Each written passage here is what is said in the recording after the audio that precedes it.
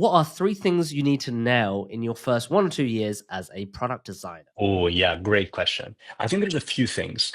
One is having an understanding of the end-to-end process. I'm not saying following that process every time, but having an understanding of what are the different steps that have been proven time and time again to produce great solutions for interesting problems, right? Now, once you have that understanding, I think you need to start thinking of how this translates to your specific scenarios. So if you're working in a company already, then you need to figure out, okay, everything that I've learned online, how does this actually apply to this business and how can I make this a playbook that I can follow over time? In terms of the skills that I would focus on, I think there's 4 or 5 things that people need to get right in their first few years. One, controversial opinion, UI design. I think there is a lot of automation in the space and there's great AI tools coming up with UI design. But the truth is, first years of your job will be so dependent on what you're producing and the interfaces you create that I do think it's a very good first step for a designer to really learn how to do UI design. The basics, like how to follow a design system, how to make interfaces that are clean. What are the really basics in terms of the Gestalt principles? What are the trends? So I would definitely get a good foundation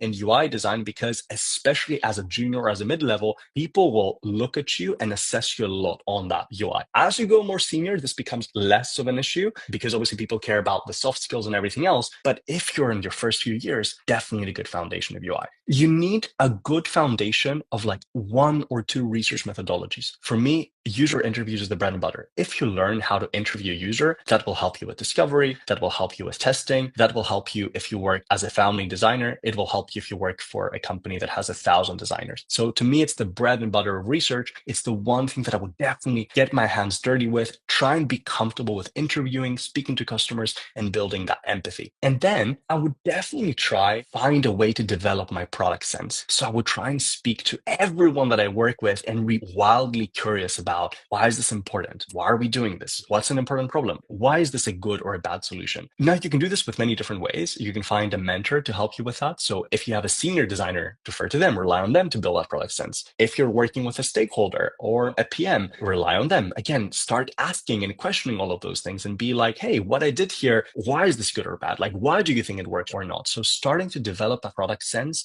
it's not a skill that you can easily say, I'm going to train this skill, but I think it's really important. Ultimately, the way that I would see this is after a few years as a product designer, I want to look at someone and all I want to see is a good foundation of like interaction design principles. So good UI, a good understanding of UX, a good foundation of product sense. So this person kind of understands how design connects to the wider product and the business, and some ability to build empathy with a customer, whether that's with interviews, surveys, I don't care what the process is, but I want to know that this person has the capacity to go out there and understand and help us understand as a business what our customers feel, what are they thinking, what are their biggest pain points. As long as you can build those things, then I think you're in a very solid place to find your next role or progress to like a mid or senior level, but that's the foundation that I would start from.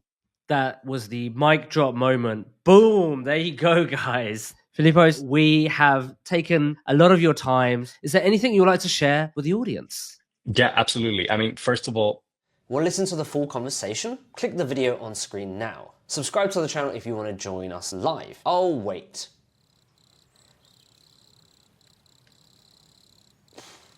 Okay, fine, you don't have to join us for the live stream, but if you like stuff like this, then click that subscribe button. I'll see you on the inside. Bye!